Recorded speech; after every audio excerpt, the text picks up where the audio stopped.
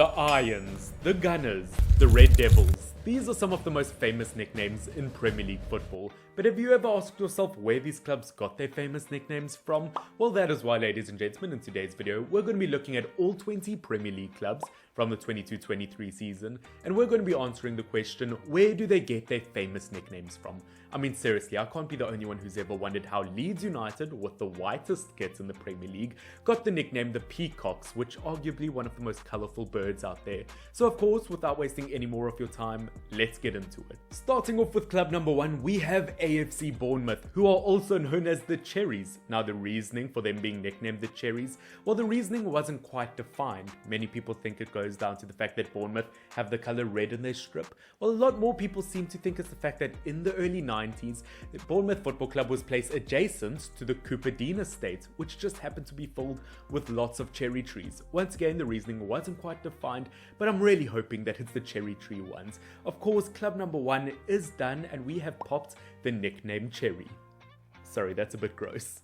Next up, we have Arsenal, one of the most famous sporting teams in the entire world, with one of the most famous nicknames in the entire world, the Gunners. They gained this nickname because they were founded in 1886 by munition workers from the Royal Arsenal complex. Obviously, them manufacturing ammunition, this is how Arsenal gained their nickname, and that is why you can still see a cannon in their logo today. Obviously, they've had a very good start to this brand new season, a firing start, if you want to call them that. Okay, I promise I won't make a pun for every single team. You are a liar! We then have Aston Villa next. Now, of course, ladies and gentlemen, just a tiny bit of a disclaimer, is a lot of these Premier League clubs have multiple different nicknames. For example, Aston Villa could go between the Lions and the Villains, but as Villains is the most common or the most used nickname for them, that is the one I'll be sticking to, otherwise this video will drag on and just be way too long. Now, of course, by looking at the nickname the Villains, it is commonly misunderstood the spelling of the Villains. By villains, they don't mean that they're the big old baddies of the Premier League, but it is more commonly associated to the area of the club, being from the Lascelles area in Birmingham, where there's a very large villa in the area known as the Aston Villa area. Funnily enough, I mean, I personally always thought it had to do with almost being the antagonists of the Premier League, but at the end of the day, it just has to do with the area of the club. Now, next up, we have one that I think you guys are really gonna like, as we have the Brentford Bees. Now, of course, as I said, this is going to be quite a funny story. As in 1895, a group of Borough Road College students went to go support a friend at Brentford. Obviously, both Borough Road College and Brentford beginning with a B. They sang their good old school chant, "Back Up Bees," which of course started with a B, so it was a pretty generic chant. But the media misunderstood them when they said bee and thought that they meant bees as in, well, obviously the insect. Once again, quite a funny story that it all came from a misunderstanding, but the nickname just happened to stick. Like honey. Next up, we have Brighton and Albion, which, ladies and gentlemen, this story is going to be a lot funnier than I originally thought. I mean, they are known as the Seagulls, and I always thought the reasoning behind that was the fact that maybe one day a seagull pooped on someone's shoulder and they thought of it as good luck. But as I said, the story goes a lot deeper than that.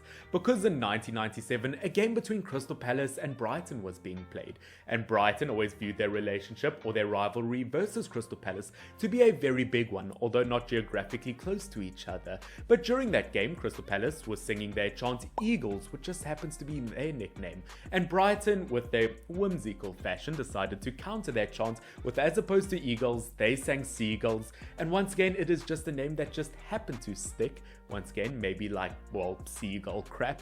And at the end of the day, it has become a huge part of the club. And I don't know, once again, funny stories like that, you love to hear them. We have good old Chelsea next. Now, it's quite ironic me using the word old for Chelsea, as their nickname used to be the Pensioners.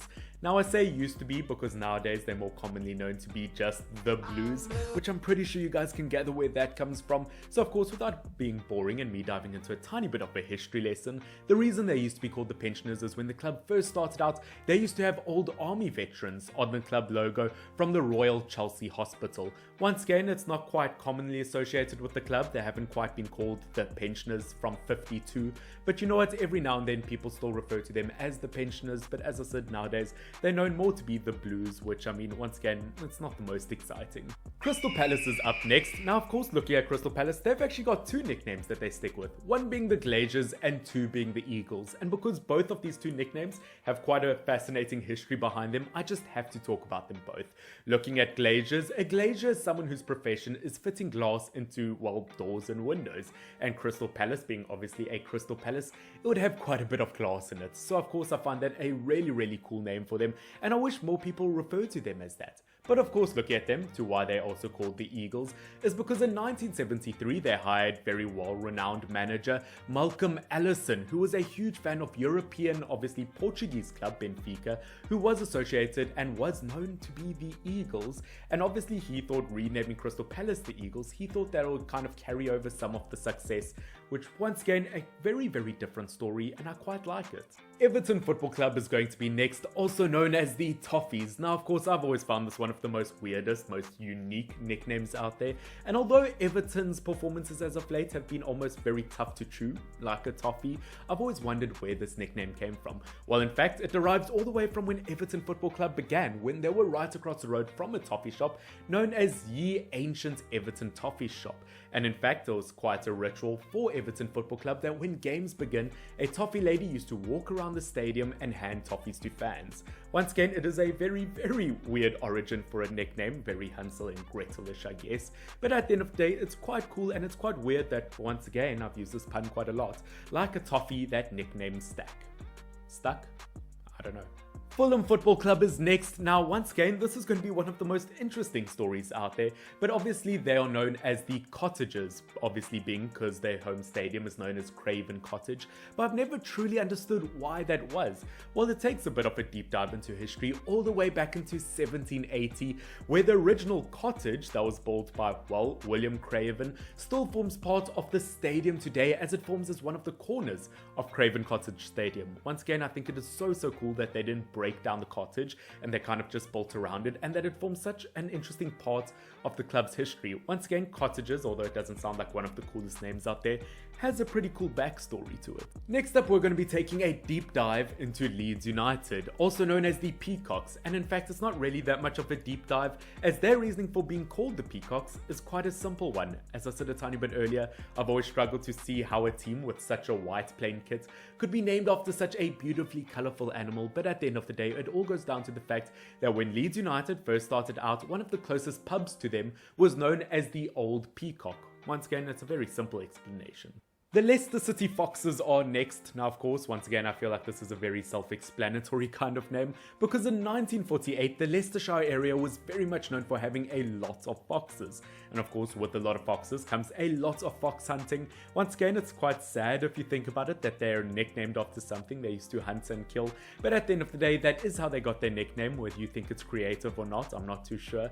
But I definitely think it's a lot more creative than the next team we're going to be talking about. Because next up, we have one of the most successful teams in England, in fact the most successful team, with Liverpool. And of course, looking at the creativity when it comes to their nickname, I mean, it's not the most creative out there, because they are known as, well, the Reds. And in case you're wondering how they got such a marvelous nickname, that?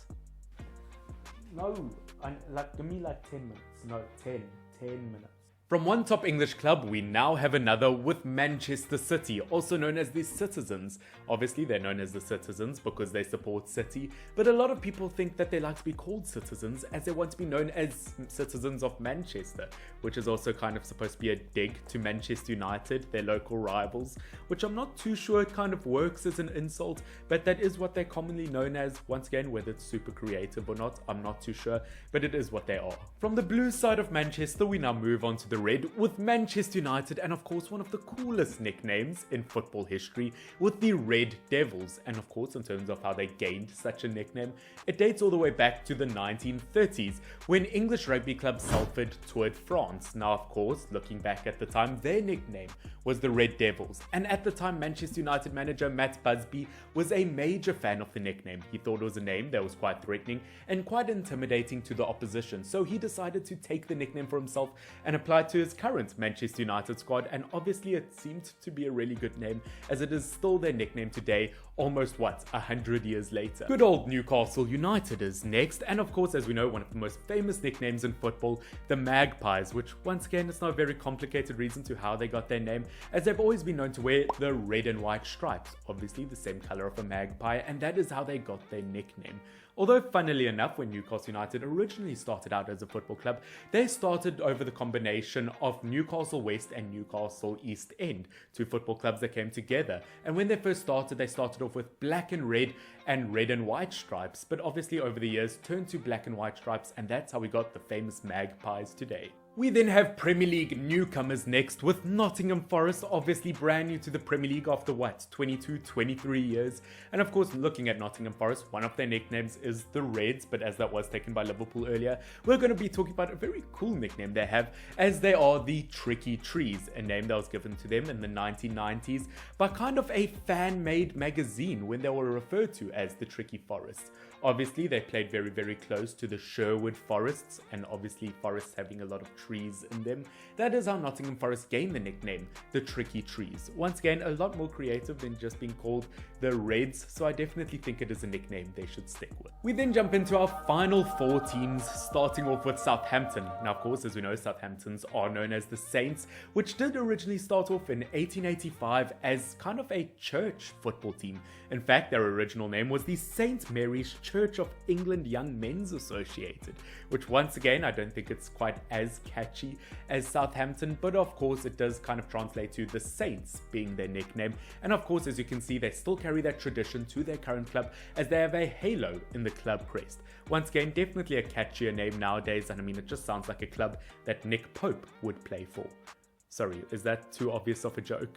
The forever growing Tottenham Hotspurs is next. Now, once again, you can call them Tottenham, you can call them Spurs, you can call them Tottenham Hotspurs, but a nickname that they've always gone by is going to be the Lily Whites. Once again, it's just like Liverpool, and in terms of their colour red, it is because Tottenham Hotspurs wear the colour white. Now, the reasoning behind Spurs wearing the colour white is, I didn't know this, it is to replicate the 1888-1889 North Preston End kit when they went unbeaten in the league. Once again, Tottenham Hotspurs haven't quite replicated the season by North End. They haven't quite replicated that success, but obviously it is quite a cool reason to why they wear white. But as I said, Lily White as a nickname, it's not the coolest. That, ladies and gentlemen, takes us to our second final team of the video, as it is going to be West Ham United. Now, of course, don't forget, if you guys have enjoyed this video, it did take quite a bit of research, so please do leave a like down below, along with subscribing if you aren't already, and do also remember to leave in the comment section down below what your favorite nickname is from this video, or if you have any other ones that aren't even from the Premier League.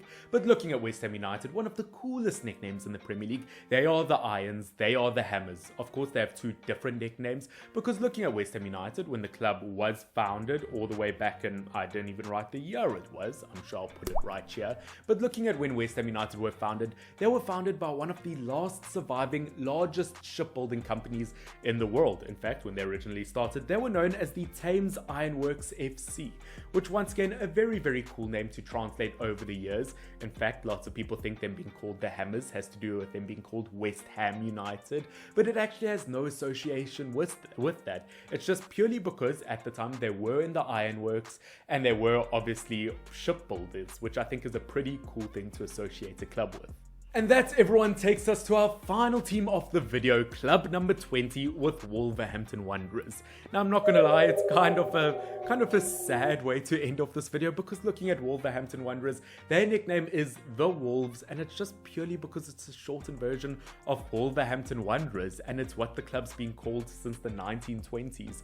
Once again, it's a very simple explanation. I know it's kind of a bit of a sad way to end off such a glorious video with some glorious nicknames, but that is how it will end. Ladies and gentlemen, I hope that you have enjoyed this video. As I said, do like and subscribe if you did enjoy it and you have not subscribed already, and do let me know in the comment section down below what your favorite nickname was, along with any other videos you want me to do in the future that involves all 20 Premier League clubs. I mean, just looking at this video concept as a whole, I mean, history, football, combine them together, there is nothing better. But guys, I hope that you have enjoyed this video. Until next time, this has been Finn, FYNN. Cheers.